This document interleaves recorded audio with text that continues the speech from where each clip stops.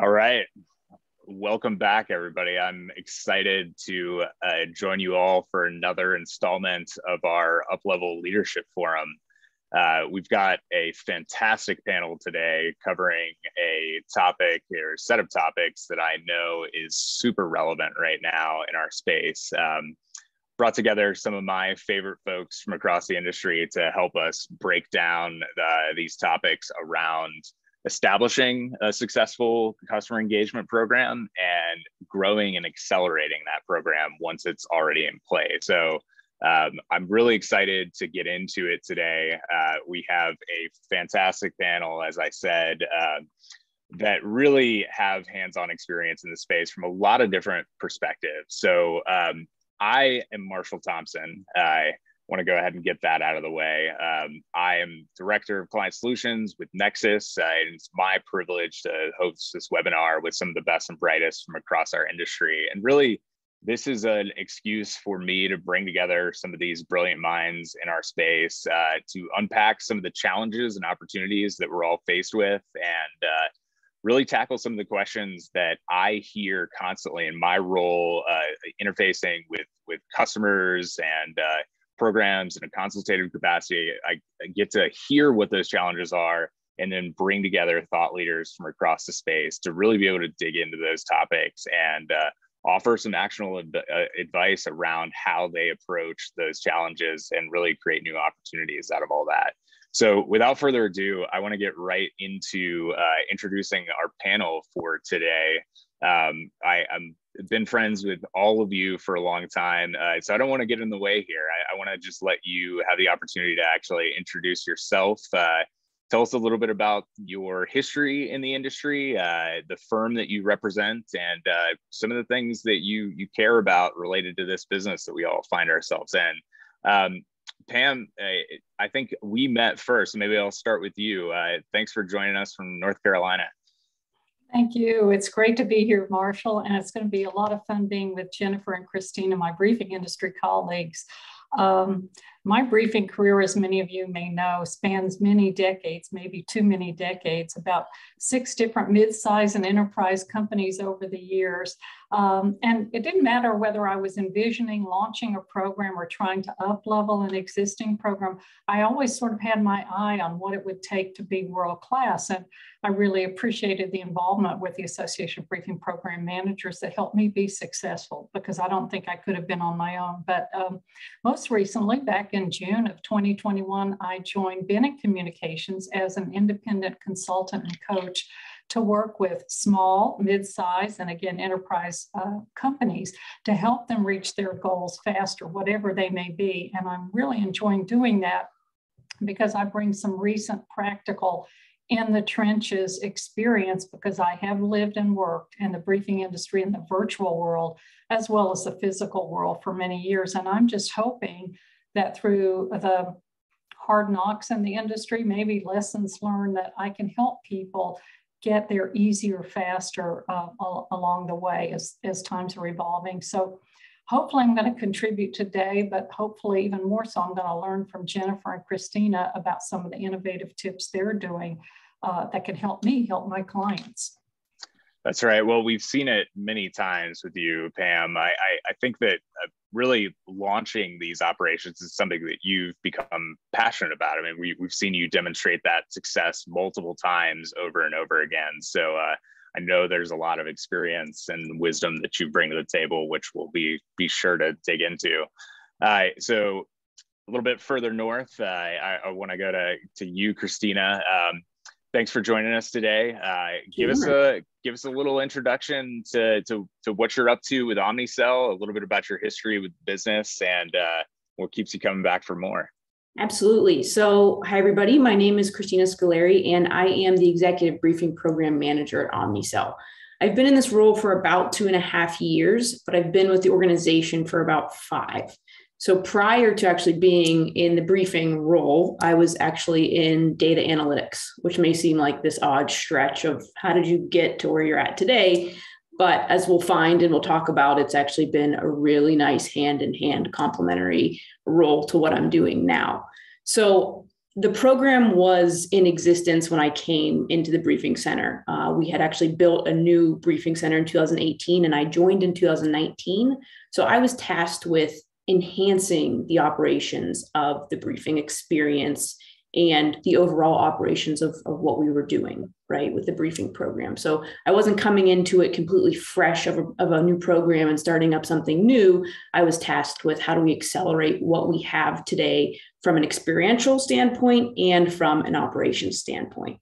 So I absolutely love the customer experience aspect and getting to interact with the customer, but that all comes after you get to really get your hands dirty in the operations. Once you have that part taken care of, then you can really focus on the customer experience aspect from my experience. So I am I'll say 1.5 person team. I have a counterpart who is my technical briefing program manager, but his responsibilities are no longer fully dedicated to the briefing center. So as a 1.5 person team, I have to automate as much as I possibly can. I have to look to data as much as I possibly can so that the burden is not falling on me to manually do a lot of that work, and I can focus on the customer and enhancing the customer's experience. It sounds like a lot. It's impressive that you're able to, offer such an impressive experience with, the limited resources that you're referring to. And we know that that's true because of the recognition that you and the program at Omnicell have gotten over the last couple of years from our industry. So kudos for all of that. Maybe for context for our audience here, just tell us a little bit about Omnicell, kind of your markets, and just a little bit about the program. What do you call the program? Is it an executive briefing program? Is it a customer experience program? How do you kind of identify that? Sure. So Omnicell is in the healthcare tech industry. So we're in the medication management industry. So we have robotics, we have technical, physical hardware that you can see, tangibly use, but we also have software and services that you can physically use as well. So as everybody's been hit by the pandemic in the briefing programs, we've certainly been hit in a really unique capacity because of being in the healthcare industry. We do consider our program an executive briefing center, an executive briefing program. That's what we call it. We do have different event types within our executive briefing center. So it's not just you can have an executive briefing, you can have different executive briefing event types. So whether that be a product demo, product demonstration, something to that event, something to that extent, it's not just that you can have an executive briefing within our center. There are different event types. Makes a lot of sense. Okay. Well, thanks, Christina. I'm excited to unpack some of the things that you were referencing as far as optimization and acceleration and that data background. I think there's a lot to get into there that our audience can learn from. But I don't want to miss you, Jennifer. Thanks for joining us from the great Northeast.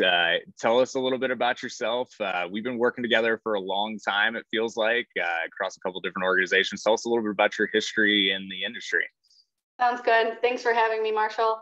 So hi, everyone. I'm Jennifer Slottje. I run the operations for Pega's executive briefing program. We are based out of Cambridge, Mass, and I have been there for just a little over 4 months now. So don't let the 4 months fool you. Prior to that, I came from Dell Technologies.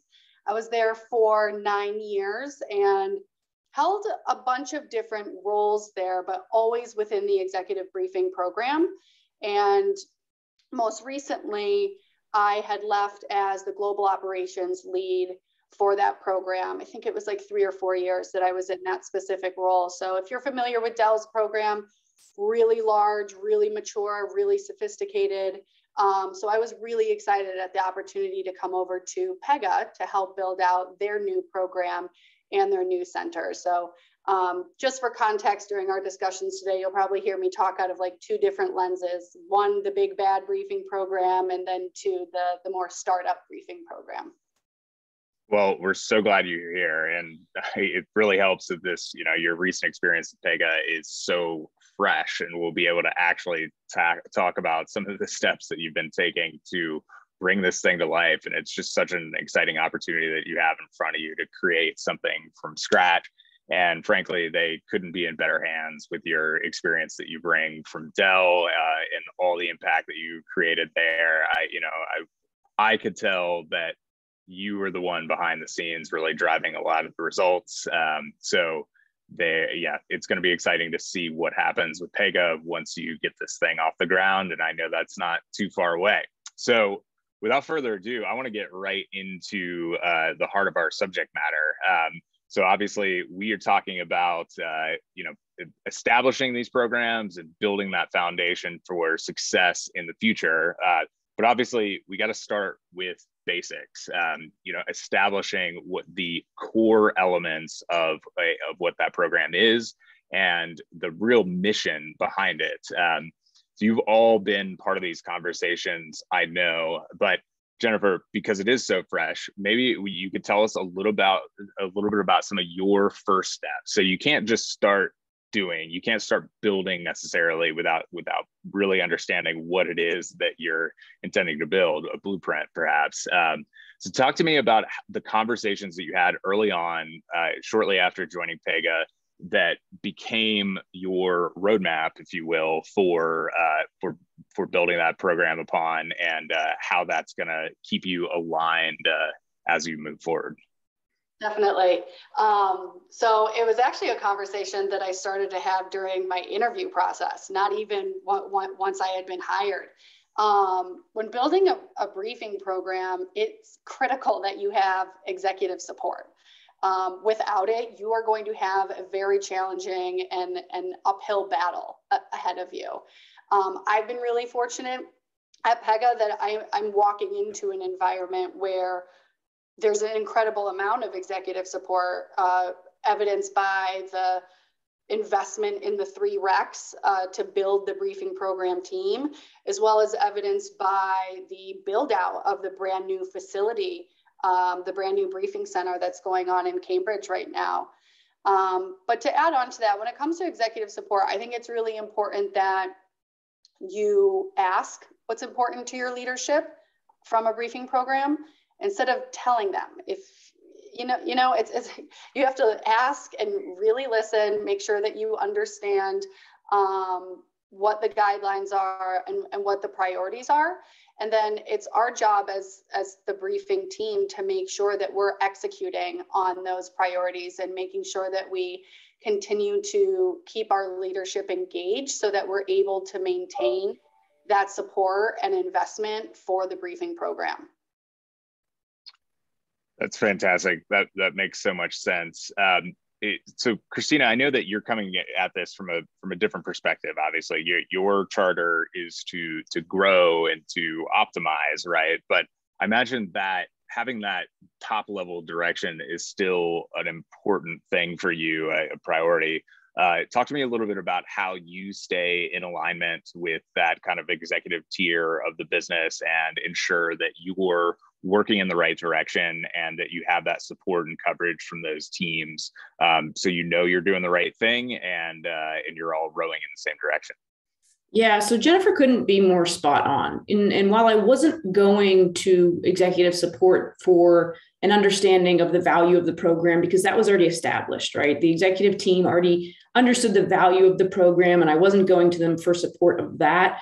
What I did need support in was strategizing on the actual strategy of the executive briefing program. For example, when I walked into the program, there was nothing in place to say what type of customer should be coming into the briefing center at what time during the sales cycle. It was just, if you were a customer, you could come into the briefing center.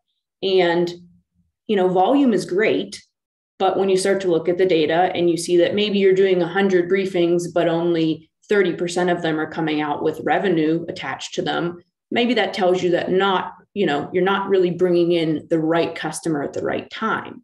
So that's when you need that executive level support to go to a steering committee that is, comprised of sales and marketing to be able to say, listen, we need some criteria in place to say who is the right customer at the right time. What criteria do they need to meet before they come in for something like an executive briefing or a product demonstration? And how can we streamline that? So that was something that I had to to make sure I had the right people in place to really charge with. Because if I would have gone to Jennifer's point and said, these are the things that are important to me, steering committee, I want you to make sure that your sales teams are meeting all these criteria or they can't come into the briefing center, it would have never happened.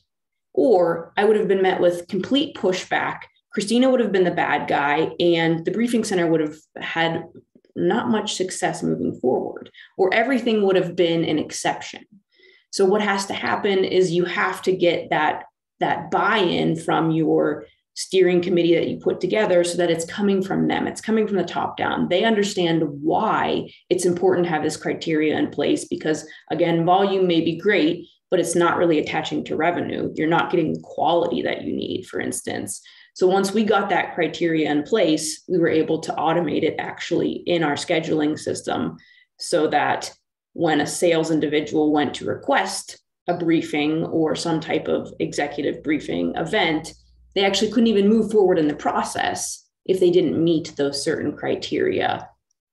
Love it. And because of who that criteria was defined by, it doesn't put you in a position where you're having to be the bad guy and say no to things necessarily. You can point to this steering committee. This isn't just Christina making these decisions, and it provides that air cover that probably makes your life a lot simpler, I would imagine. Absolutely. So from the automation standpoint, it makes my life a lot easier, but it also makes my life a lot easier to be able to say, listen, hands off. This was not an EBC decision. This was the decision made by leadership. And was I a part of that? Absolutely. But this was a leadership decision from the top down. And then they are really bought into it. They're putting it in something called like a sales playbook that we have so that from the time that you're a new hire, you're learning those are the criteria that you have to meet before you can go into the briefing center. So it's ingrained in you. And then again, the automation takes over and doesn't even let you move forward in the process, which is really nice. Certainly, that makes a lot of sense. So Pam, I know that the executive steering committee is really kind of one of your core principles that you've talked about with me. I've been establishing other programs. I know that that's something that you're working with your clients through Benett with. Any other thoughts on steering committee, any kind of tactical advice our audience could take away as far as taking that step and getting that conversation started? Mm-hmm. I would say, as Jennifer said, get that conversation started during the interview process. Make sure that you have conversations with all the leadership in your company. When I started my role at my last corporate position, I scheduled a meeting with the CEO, a 30-minute meeting, where I sat down and I shared the world-class characteristics and the plan that I had, the 90-day plan I had for getting the program off the ground and running. And he became a champion. And a result of that meeting, I was able to create a steering committee with the other leaders. I love that. I mean, that makes a lot of sense. That's maybe not an easy meeting to ask for, but if based on what we're doing in these conversations that we're supporting in the executive briefing program, it's really critical input that you need. So I'd encourage our audience, as I've seen you do, Pam, to be bold, to ask for what you want, to ask for what you need, and not pull any punches or be apologetic about it at all. And I know that we could all learn a lot from you and that confidence and that grace that you have, navigating those executive conversations. So I want to keep going here. So we talked about establishing this executive steering committee, this foundational support and guidance for what the program will be. Let's turn one page further and talk about actually, building this use case internally and driving adoption of the program.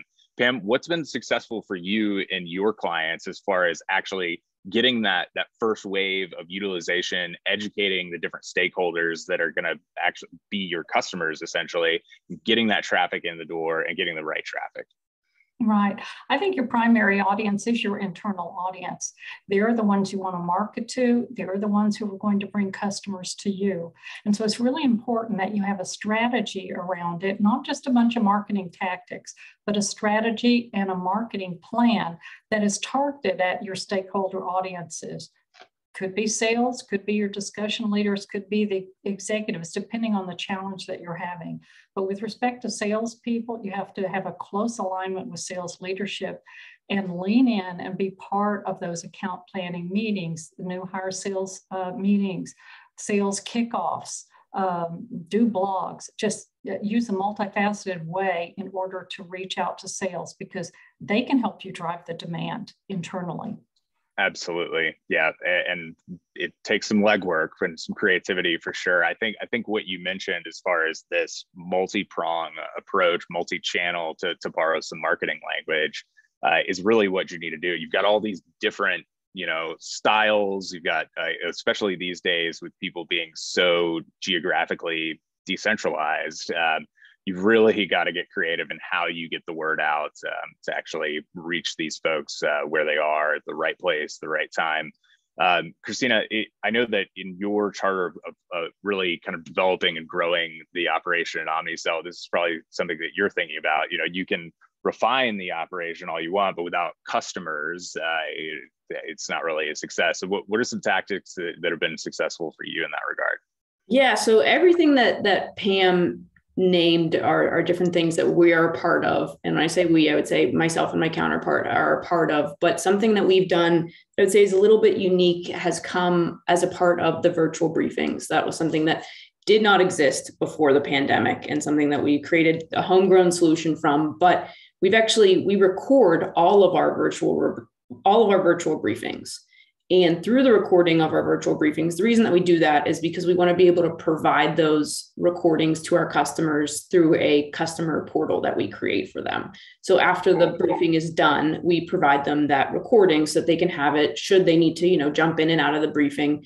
But what ends up being really nice is that we get these unsolicited marketing snippets that we can use and provide to different people throughout the organization that don't really come across as well through a survey that's written, right? Surveys are great, and we use our surveys really well, but it's really nice when you get something that is on camera and said that is completely unsolicited and you didn't expect and you weren't asking for. And that's a piece of marketing that you can disperse amongst all parts of your organization to say, this is the value that we're bringing, and we're not even asking for this feedback, right? This is the feedback that we're getting about our program and what we're doing. That's been a really unique way that we've been able to kind of market ourselves without even asking to be able to do it. That's great. Yeah. So having those sort of advertisements as marketing assets that are consumable and understandable at a glance can be really helpful. I know.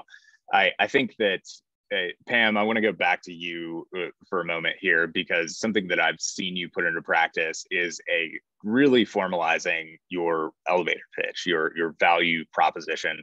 Talk to me about that process, what you think is important around that, maybe just some of the actual steps that you've gone through in your history to actually pull that together. It's really a simple thing to do. It's expressing your value to the business. And you can do that in a paragraph. You can do that in 2 sentences. And it's something that you should have in your head, but it's something you can put on a portal, an internal portal. You can put it in a PowerPoint presentation. You can use that value proposition in so many ways, but you have to be comfortable with it. You have to be able to articulate it to your stakeholder audience. And you may have to morph it just a little bit, depending on what's important, as Jennifer said, to the particular executive that you're talking about. For instance, I know that CMOs today are a little bit more analytical driven than they used to be. So if you're talking about your value to sales and marketing, you might want to put a metric in that value proposition. So it's a really simple process, but it's something we often overlook because we're in the trenches with the operation, and we don't think about how important it is when somebody says, how are things going with the executive briefing program, or what's new at the customer experience program, or how can you help us do X? Then you need to have that elevator pitch ready. Yep, it's so important. We're all in sales, as they say, and having that pitch in your back pocket is so critical. And it's not that complicated, but having that kind of rehearsed, I think, is a really important tool to have at all times, for no matter where you are in your process. So I want to keep moving here because we got a lot of good stuff to cover, but just to highlight a few of the key points that resonated with me through our conversations. You know, that this idea of building executive support, building that kind of executive level roadmap for your prime directive for the program, the why behind your existence, essentially, and having that to constantly refer back to, so you know that you're successful and you have that support and guidance along the way.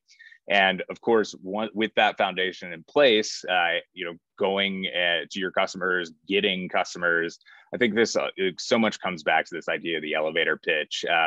When I think about my own work selling, I like to have 3 different elevator pitches. It's all the same message. We're all getting to the same point, but depending on who the audience is, you'll adjust to accordingly the correct one for that moment in time. Maybe it's the CEO in the elevator and you have 30 seconds to deliver that pitch. Maybe you're actually approached and asked about what you're up to and you have 3 minutes. And then finally, there's a 10-minute kind of thesis that you can give to really get deep into it, depending on what your audience has time for and what's going to resonate with them. Sometimes, as we all know, less is more. And finally, Pam, you're just such an inspiration to me, and just being bold and meeting your audience where they are and not backing away from those somewhat intimidating conversations sometimes, and really just taking action there. So thanks for sharing on this. I'm really excited. So we've talked about kind of these core foundational elements of the program itself, but I want to get into what we're actually the how in terms of the operation that we're running. Jennifer, Christina, you both identify as operations people. You know, you bring this organization to the table, this skill set for optimization that I envy so much. I definitely don't possess. Talk to me just a little bit about some of the core elements around. I want to talk about personnel, because obviously, you know, that infrastructure is going to be critical. We all have different levels of support, but Jennifer, you're coming into this this very fresh. You didn't have a team when you joined the organization at Pega. What were some of your key priorities as far as building a team around the program that was going to set you up for success? Sure. And I think there's a lot of different ways that you can go about this. The approach that we took at Pega, where there were 3 roles that we wanted to make sure we had so that we could build a really strong and scalable foundation. So first was my operations role. So I was brought in to build this repeatable, scalable, globally consistent process and experience that feels bespoke to your end client. And then our second role is focused on content, messaging, as well as a speakers bureau. So right now at Pega, there is no centralized content, no centralized speakers bureau, which is really exciting for us because we get to completely build that out from scratch, but we'll also take an incredible amount of work because we want to do it right. And content, messaging, peer-to-peer engagement is so important for briefings and making sure that you're really nailing that, because you only get your one first impression, right? So when we officially launch the sales, we need to make sure that we're really nailing it with the content and speakers. And then the third role is the senior director that I report into.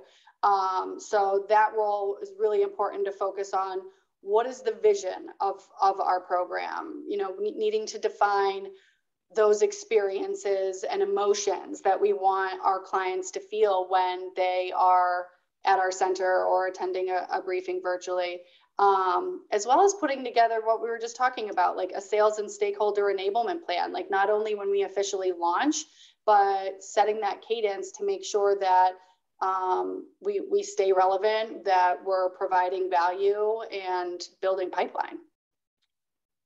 That's the name of the game. So that's super helpful. Thank you for that, Jennifer. So great considerations as far as the personnel end of things. I think what you outlined are some kind of critical roles. Obviously, we can diversify from there depending on resources and talent available, of course. It seems like every program that I'm talking to is trying to hire right now. So I'm sure it's especially difficult in today's landscape. But even with limited personnel, I think that we've seen programs be really successful. Christina, your case study at Omnicell is a perfect example of that. You've already spoken to some of the limitations that you have as far as staffing, but you've still been able to deliver a really impressive experience. So if we pivot from the actual infrastructure in terms of team members, what are some other tools and elements that you've implemented, or not necessarily implemented, but really leaned into to get the most out of the bandwidth that you do have that's been impactful for you?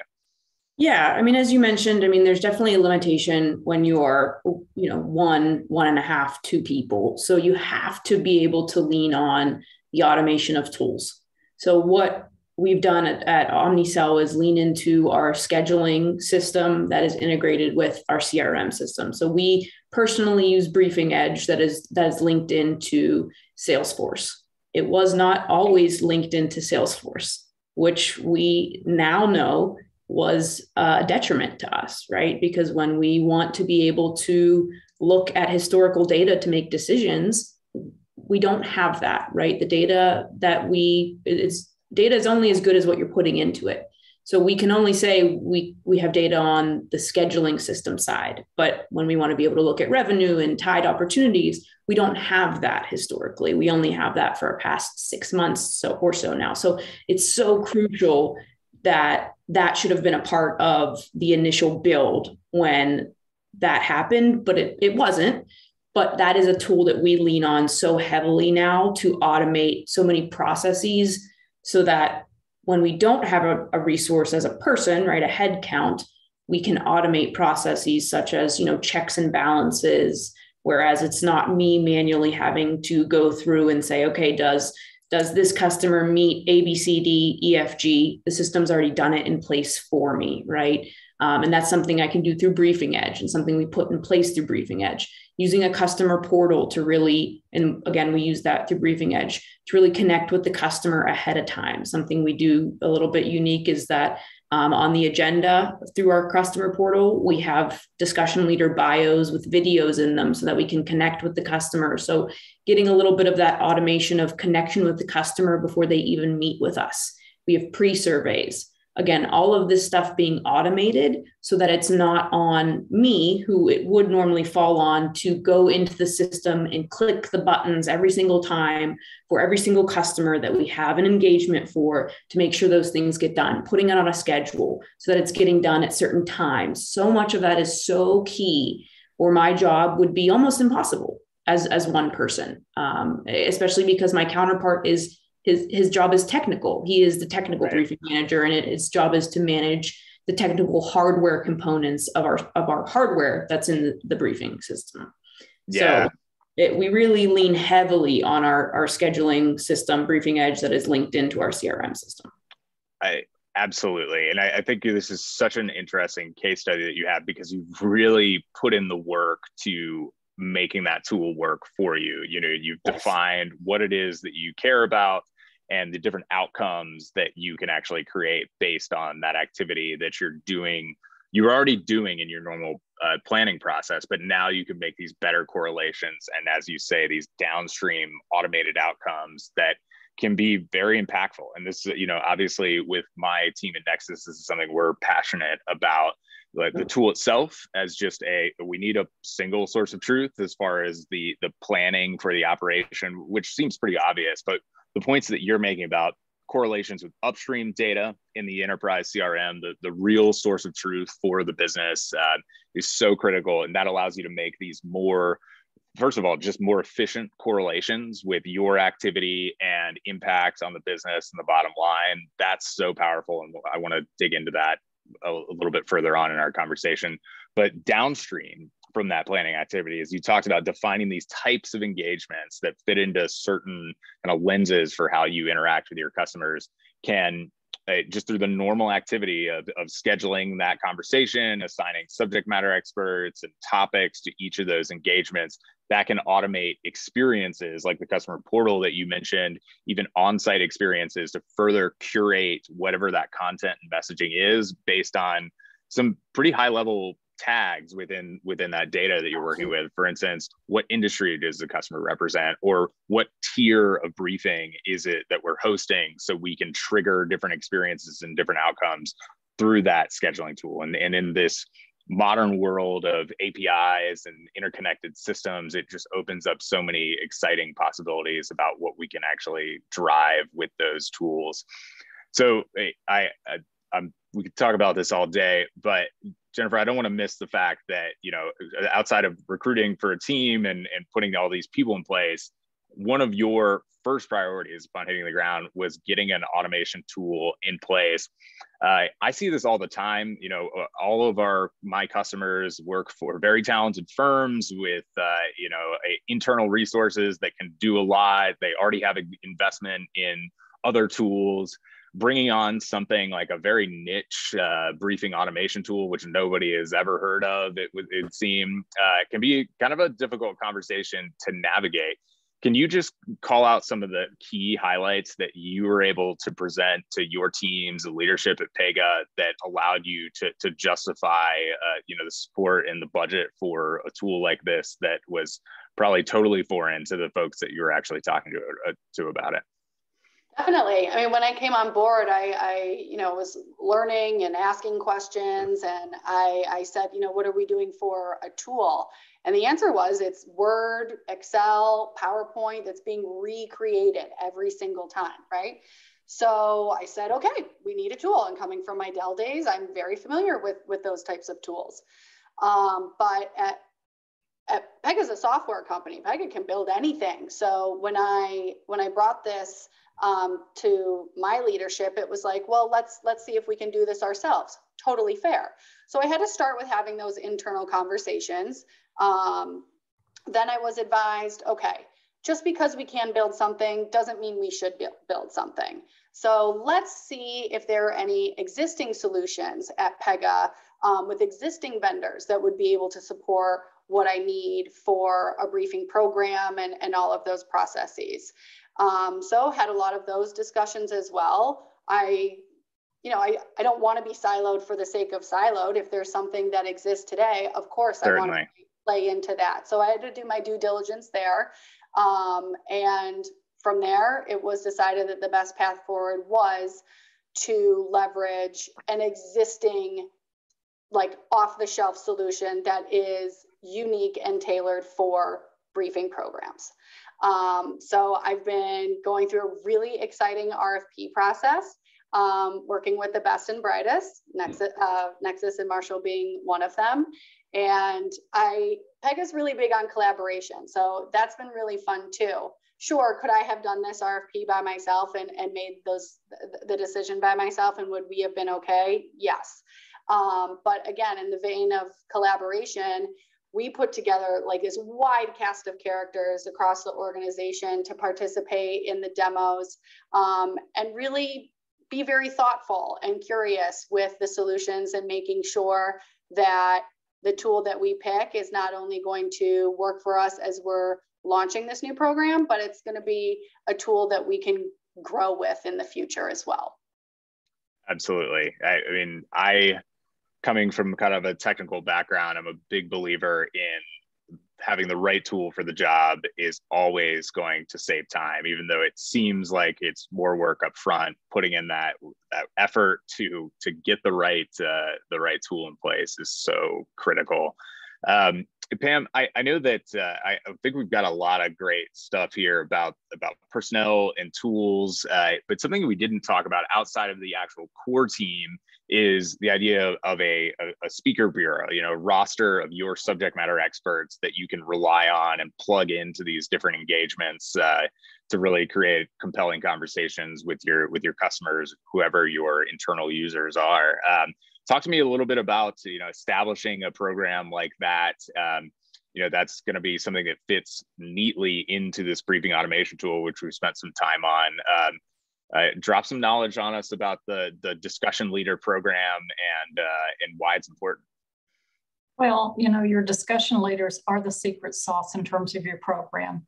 Without them, without the subject matter experts, you don't have the message, and you can't relay the message to prospective customers and existing customers who you want to buy more. So it's really important as you're building a brand new program that you establish a discussion leader program right off the bat. You can call it a speakers bureau, you can call it a discussion leader engagement program, but you need to have some sort of way to onboard discussion leaders. And that can be a 1-hour meet and greet where you discuss expectations, the types of customers you have, some of your metrics, and also best practices and how to work with the briefing team. And then again, I can only stress the importance of training. You have to be sure that your discussion leaders are trained in how to structure the message, how to deliver the message, and how to have business acumen in a virtual briefing setting or physical briefing setting. And so working with your discussion leaders, and I know some programs like Dell have a very robust discussion leader program where they have one person running it. If you're a small program like Christina's, you may want to sort of divide up responsibilities, and you may have to wear a couple of hats. But building the relationships with the discussion leaders will be the difference between they're saying yes quickly and they're finding another reason not to engage with your briefing program. That's right. That's super helpful, Pam. And I think there's a neat tie-in as far as managing and establishing this pool of discussion leaders, these subject matter experts, with the automation tool that we were talking about, is actually having a place that, to manage that roster of speakers and be able to house all those kind of ancillary data points that are related to that. Things like certification for certain topics, notes on specific culture fits that maybe, you may want to lean into for certain conversations. All these things that may seem softer can be tracked in your tool and then consulted for later, where you could add a discussion leader for one very specific event that in that identity in that software will continue to live in perpetuity. So you can continue to go back to it, you can add over time, and it really creates a much more efficient way to kind of manage what would be a real beast of an operation. So it allows us to do in these smaller programs that don't have somebody dedicated, leaning into configuring that tool and building that list of discussion leaders can be a huge advantage there. So a lot to unpack there, and something that we spend a lot of time with our customers on from a customer success perspective. I want to keep moving because we've got some interesting things that we've touched on here that I want to dig into a little bit. But just to call out a few highlights from this section. So we've initially talked about this kind of strategic level roadmap, and we've moved down a level into a real operational foundation for the program. There's a great business book known to most in our audience, probably, Good to Great, and a huge part of that message is tied into getting the right people on the bus, the right team members within your operation, and getting the right people in the right seats for the right roles. And I think that, Jennifer, your recent experience is really interesting in how you've identified those three kind of key roles to get things off the ground. That director level individual that can liaise with leadership and kind of manage everything, outside of the operation from a strategic perspective. Lobby for support, make sure that your team has coverage and funding or whatever it is, to the operations level, which we have very well demonstrated on this call, of course. And then finally, that idea of it goes by many names, and it's usually a role that wears a lot of hats, but somebody that is in charge of kind of curating that experience, whether it's actually liaising with discussion leaders to develop a great agenda, or actually dealing with digital experiences, on-site experiences. It's such a huge component that makes an executive briefing engagement different from a regular old sales meeting, that's really what we were bringing to the table that sets this whole thing apart. So not losing sight of that experiential level of the process and the content within those conversations. Of course, the automation tool is something we spent some time on. This idea of accelerating your operations, being more efficient, doing more with less, having a single source of truth to manage all these different data points, and of course to make those more meaningful correlations with business activity with the enterprise CRM, so we can really have clean and meaningful data to lean into when it comes to reporting on our impact in the business, which will directly lead into recognition and support, which is what I want to kind of wrap our conversation up with here. So with that said, let's talk about, we've kind of walked through these fundamental steps around the roadmap and the foundation. So let's talk about where it goes from here. How do we actually launch? How do we grow this thing to keep the chart moving in the right direction? Christina, maybe you could help us out here, because I know that this is something that you've been thinking about a lot. As far as optimization and acceleration, what have been some key strategies for you to bring the Omnicell program to the next echelon? I know that you've got a particular passion for data, so maybe you could talk about some of the more the math end of things and how that's been a big support for your growth over time. Yeah, absolutely. So data is only as good as what you can actually get out of it. So you can have all the data in the world, but unless you can actually make it actionable, it doesn't mean a whole lot. So what we found is that when we're actually looking at our data, we have to be able to tell a story with it. And I think that's really important with briefing centers. Briefing centers focus a lot on volume. And they focus a lot on volume as a key metric and solely sometimes as a key metric of success. But you can have all the volume in the world, but if it's not connected to revenue, or if it's connected to ungodly lengths of time between the visit and the close, it may not be the best metric that you should be looking at.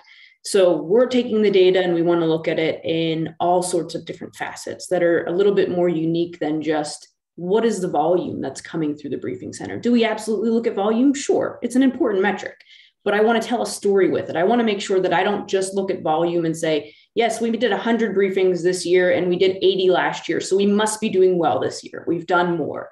No, that's not what we're doing. We're saying, okay, what is volume tied to, right? Is it tied to a certain amount of revenue? Is that revenue then broken down by portfolio segment? We're going to break it down, or when I say portfolio segment, that could mean product segment. We're going to look at it by regionality. So where in the regions, and that could be your sales force may be broken up by regions, may not be. So depending on how your sales force is broken up.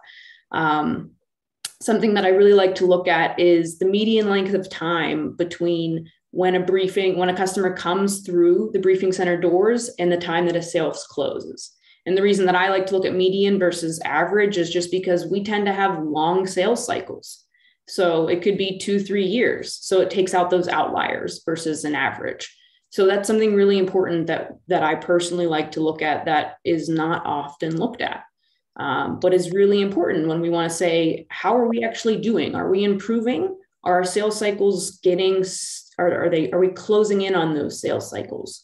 Are we getting better at closing deals quicker with the inclusion of a briefing center visit?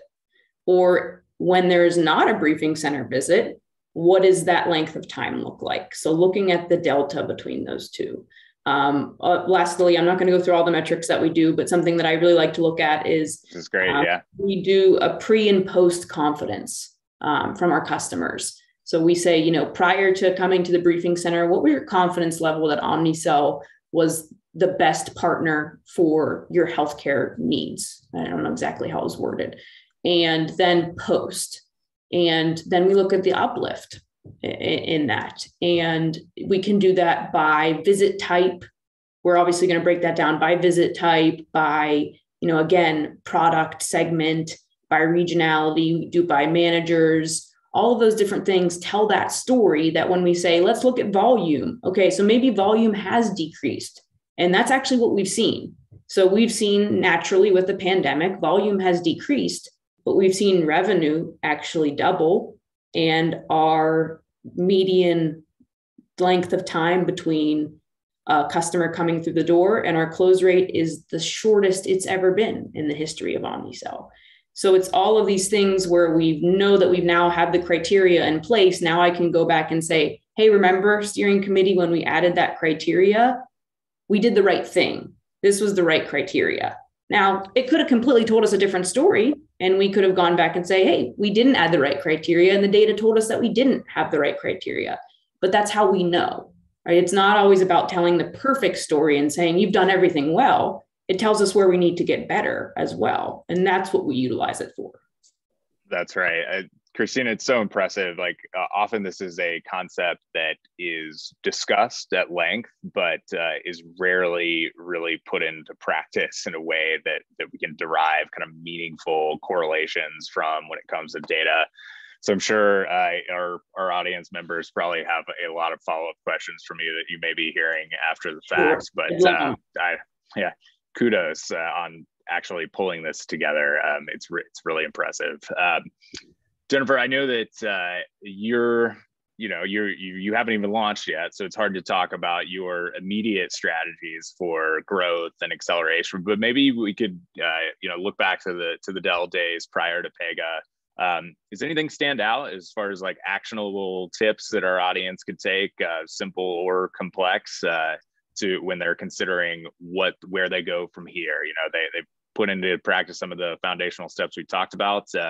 What's been instrumental for you as far as actually growing the recognition and support of the briefing program in your history? And actually stay in the Pega lens with this one, because so much changes so quickly since the last time that we talked. So I would say the biggest thing, because we are literally in the trenches as we speak, having like workshop sessions to just put all of the ideas like pen to paper out there is so therapeutic and important. And from that, you're able to categorize and pull out what your priorities are into these smaller buckets. And once you have those first priorities, you're like 30, 60, 90-day priorities, making sure that you have those milestones documented and that you're assigning ownership. And it's okay if owners change and timelines change, but it's almost like the accountability part of it too, because it can be so overwhelming.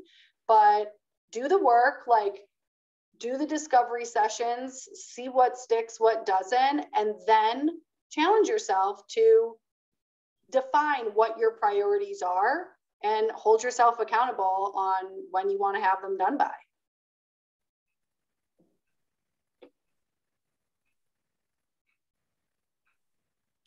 I can find my mute button there. Story of our lives, right? That's awesome. So Pam, we talked about some kind of tactical moves here. Let's zoom out a little bit. And if we've been able to define this structure for data that we're tracking and what we care about reporting on, talk to me about maybe some of the softer side of this, of marketing the program. This is something that we've talked about at length. Talk to me about some of these strategies that you've seen to be successful for your customers, as far as kind of going out and beating the drum and really, rallying the support behind the briefing program. What stands out to you as, immediately actionable kind of strategies that our audience can start thinking about? I would say if you're in a small program, reach out cross-functionally to other organizational key stakeholders who can be champions for you. They can talk about you at their regional meetings, at their product management meetings, and they can help you get the word out. In terms of sales, I really believe, and executives, in marketing campaigns that are very simple and easy to do. You don't have to be a marketing expert. Create a small SWAT team, which could be your team and a couple of cross-functional stakeholders. Decide what your goals and objectives are. Come up with a great slogan, and go out to your sales. For instance, if you're trying to drive utilization, say, salespeople, we can help you do this faster. If it's executives, you don't have enough executive involvement, do a campaign for your senior level executives saying executives all aboard, and have a champion on your SWAT team who is an executive. So again, there are many different ways to get the word out, but it's something you have to do constantly. It has to be as important to you as running the operation. Absolutely. And I think that something that I've seen you put into practice is just staying nimble and dynamic when it comes to those conversations, and understanding that, a salesperson, a traditional enterprise account rep may not pay a lot of attention to a comprehensive dashboard that Christina and our other team members may put together, because that's not what they care about. Sometimes we got to, as we've talked about, meet our audience where they are. If what is going to bring salespeople to get deals through the door of your briefing program is to let them know that they're going to make more money, sometimes the message needs to be that short and simple. And there's all these different lenses that we can take. The salesperson is kind of the easy one to pick on there, but like product leadership, like you talked about, what if they have a special initiative that they want to get more attention to? How can you liaise with them and collaborate to get their strategic initiative into the talking points of your briefing program and uncover new opportunities for the business? I mean, it's so exciting because you're really the tip of the spear, at these executive level partnership conversations. Your most valuable prospects and deals are inside of these environments, the programs that you all represent. So there's so many interesting opportunities to create impact. I just want to open it up here to the team.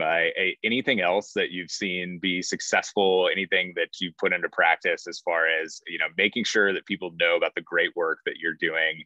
Pam, anything else to add there? I know you've done this so successfully in the past.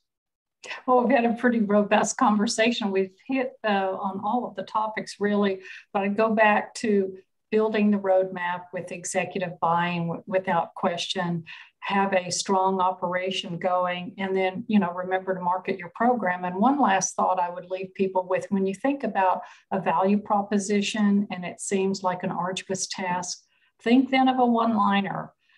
What do you offer and what is the benefit? What do you offer to your audience and what is the benefit to them? That's all it really is. It's not how you do it that we collaborate, we implement, we facilitate. It's not the how. You want them to come back and say, okay, so this is who you are, what you offer, and here's the benefit. Now, how do you do it? So the how does not have to be in the value prop. No, it certainly doesn't. But keeping it simple and to the point, I think that's so important, and it's easy to lose sight of, but really boiling down that message is something that we can't overemphasize. So, and I think that's a great place to leave it, honestly. Pam, I thank you for that. I just want to express my gratitude to all of you on the panel today, everybody in our audience.